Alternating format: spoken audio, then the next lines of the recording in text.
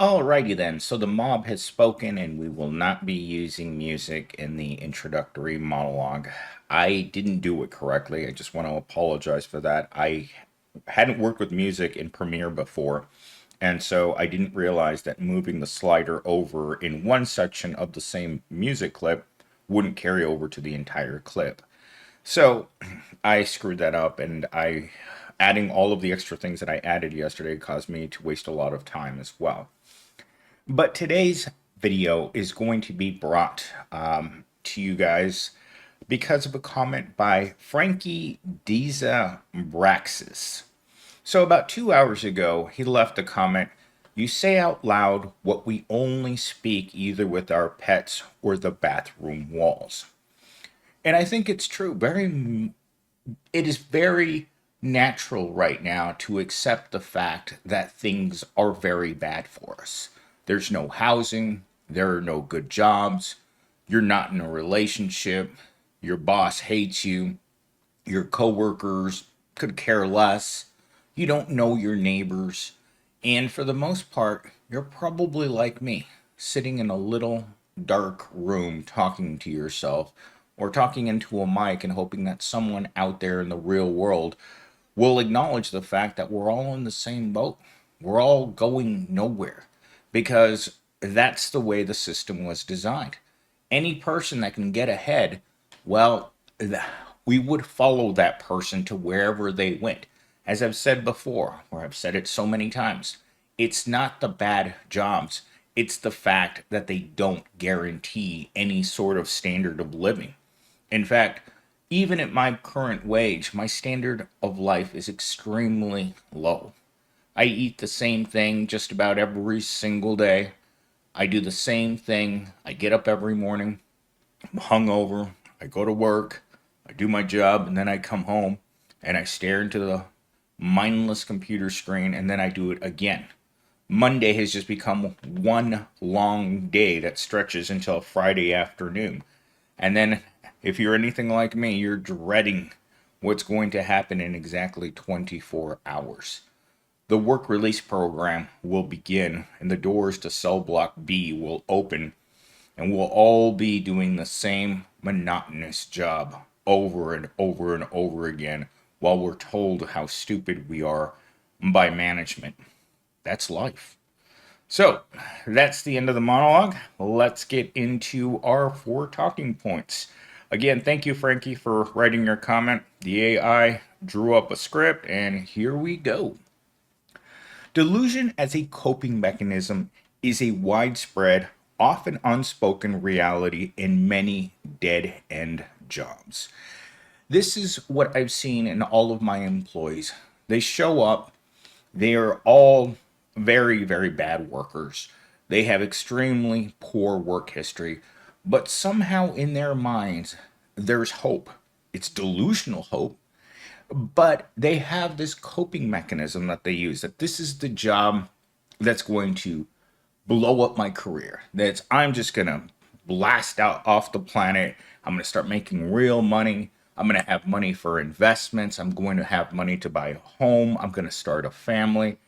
And then they get their first paycheck and they look at it and they see it's $900 and they think to themselves, what am I going to do? My rent is $1,500 a month and my paycheck for 2 weeks is $900. This doesn't add up. But again, that's where the delusion comes in.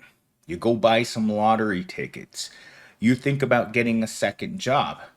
Maybe you're one of those fools out there who thinks that they need a promotion, even though it's your first day, or that there is a job that you can transfer to within the company. No. In fact, when I was working at the call center, many people would arrive there and very quickly realize, uh-oh, this smells like a dead end job. And right away, they start looking on the company website, applying for jobs in other departments. At that point, your supervisor would get an email saying, so and so is applying at other jobs while they're working in the call center. And he'd politely walk up to them, slap them on the side of the head, and say, what are you doing, stupid? And then And they just look at him like, what are you talking about? I just found out that you're looking for another job at this company. You just got hired here. You got your headset on, you reading your script. What are you doing? You should be happy that you have a job. And the person will just look at him like, I can't pay my bills with this job. And the supervisor will just look at you again with that stupid look on their face, not understanding what you're saying because they don't care.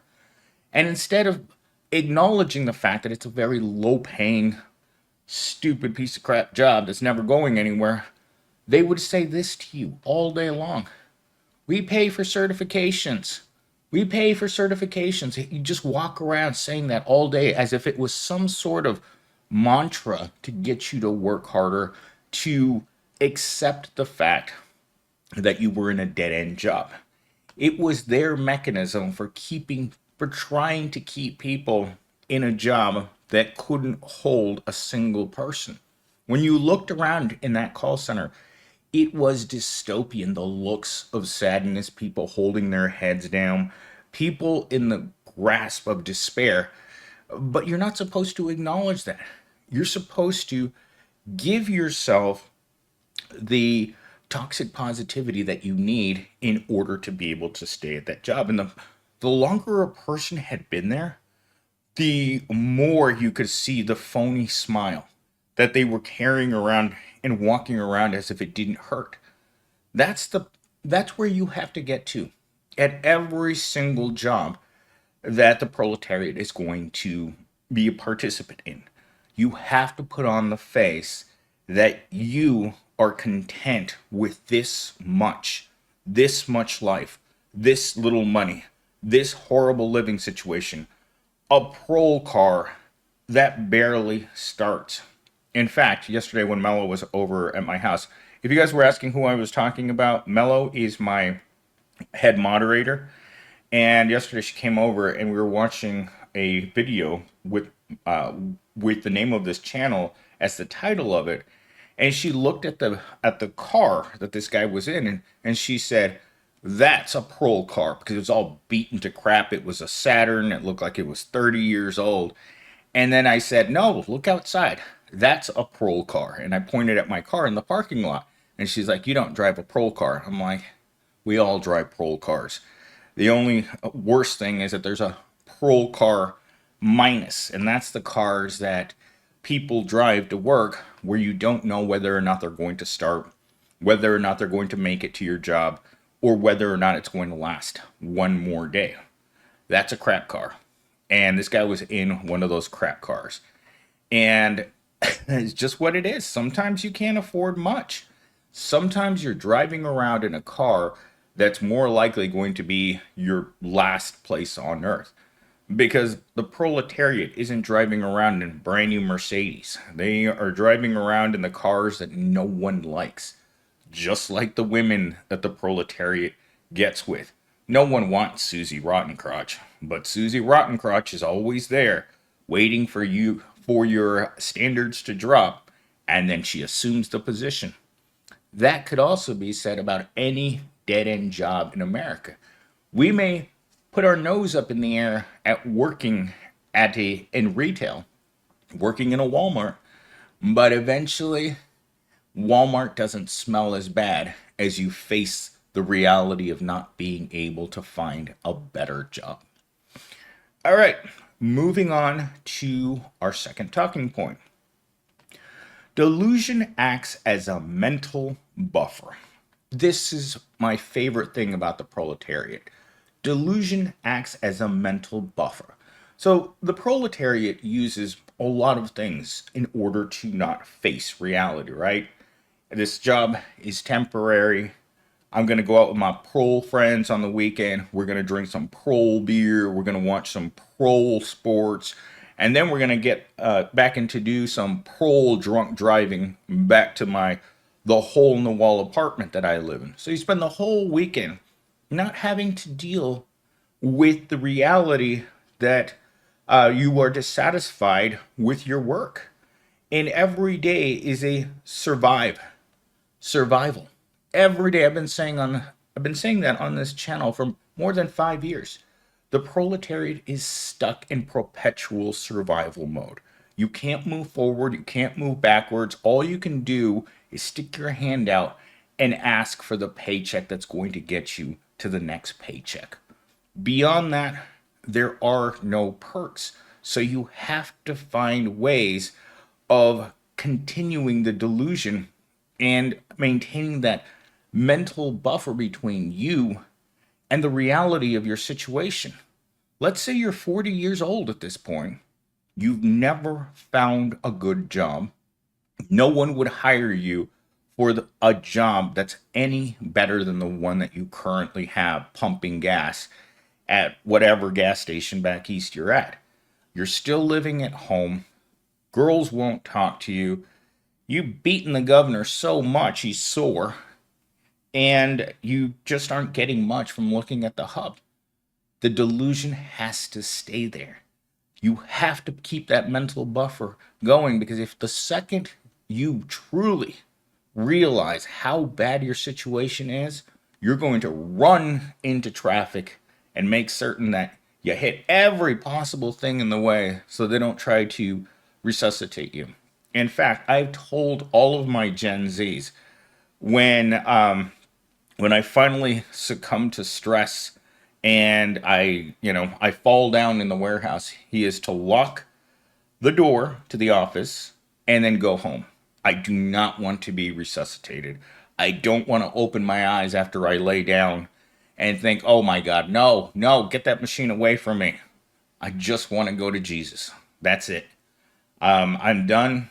I've suffered enough on earth. Once you've suffered the indignity and humiliation of poverty your whole life, there's not much. There isn't a whole lot that's going to keep you going. Religion is a great source of delusion.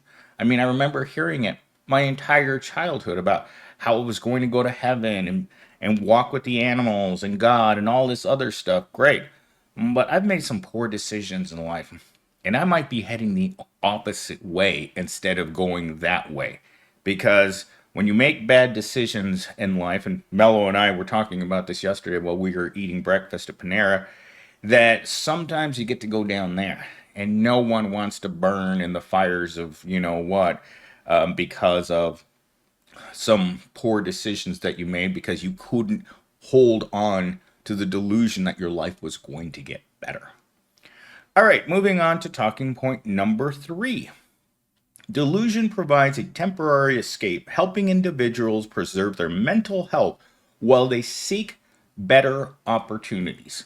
Now, we've all been driving down the highway, and I keep looking for the off-ramp that says, seeking better opportunities, turn right here.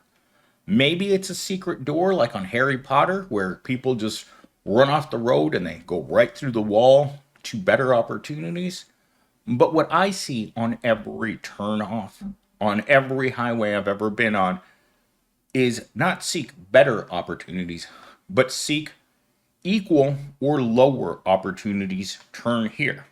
And that can be said about everything in life, not just your employment, but your lack of education, your overall intelligence, your overall sex appeal, who you are as a person, your bad personality, your horrible hobbies, your flaws as a human being. Being part of the proletariat usually comes with other obvious signs.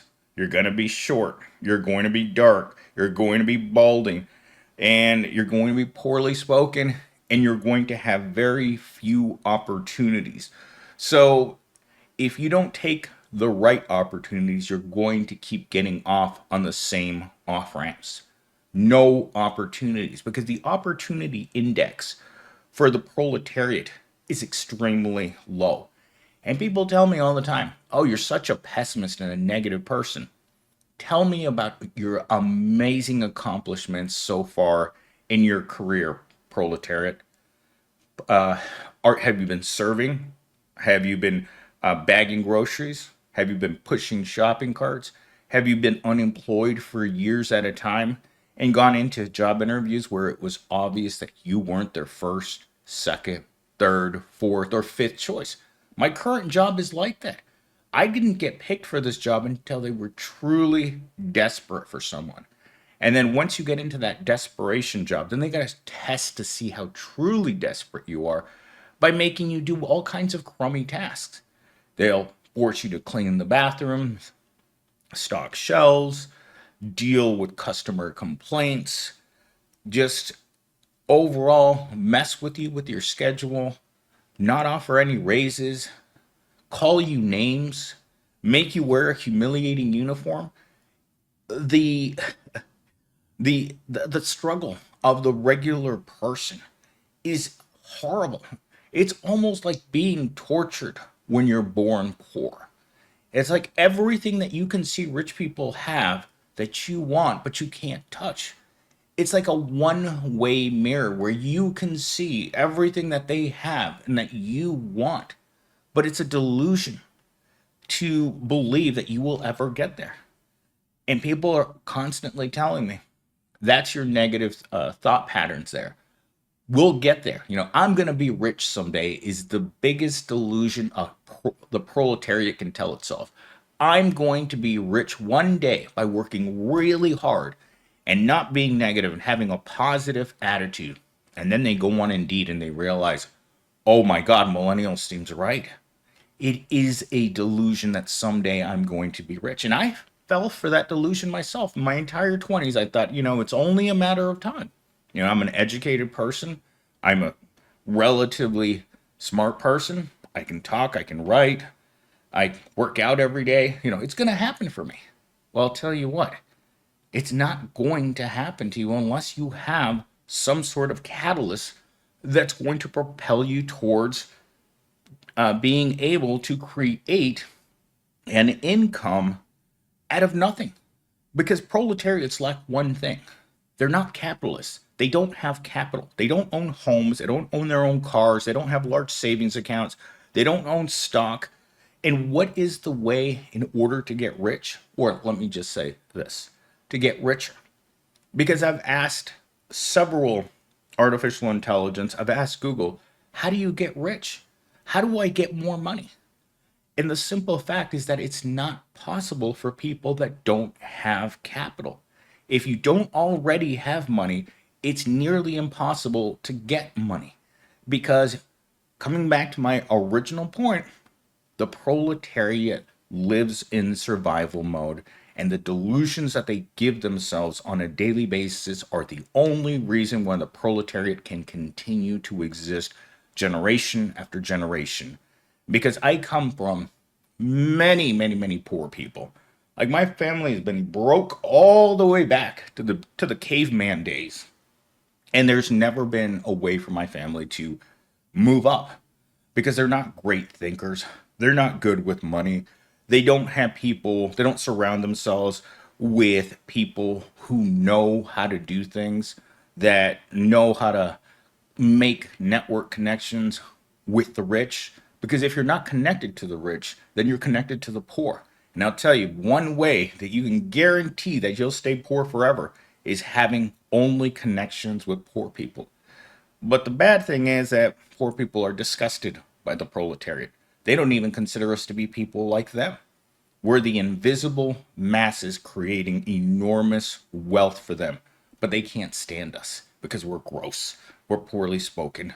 We pick our nose and pick our rear simultaneously. We we hang out with Susie Rottencrotch out behind the Taco Bell.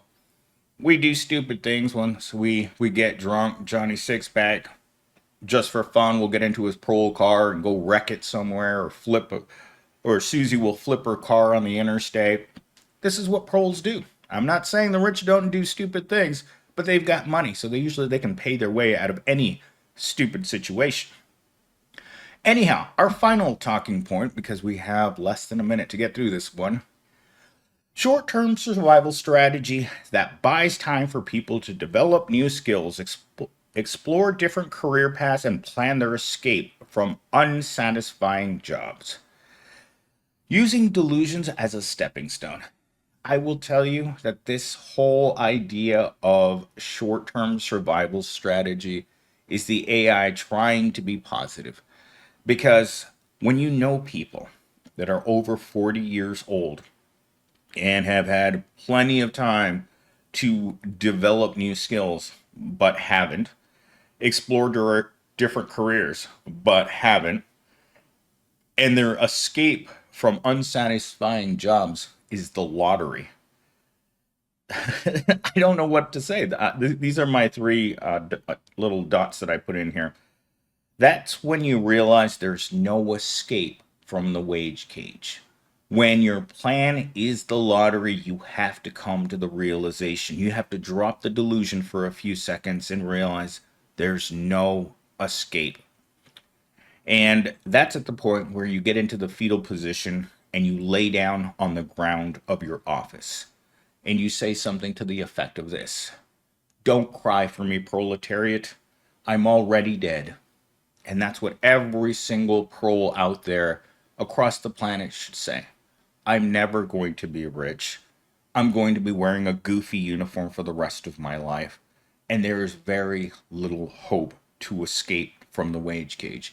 Because every time a prole puts their little hand over the cage, there's someone there to step on your fingers and kick you all the way back down. There's no escape. We need free labor. The proletariat is nothing but free labor to make certain that one class of people gets to enjoy all of the resources and there's nothing left to share with anyone else.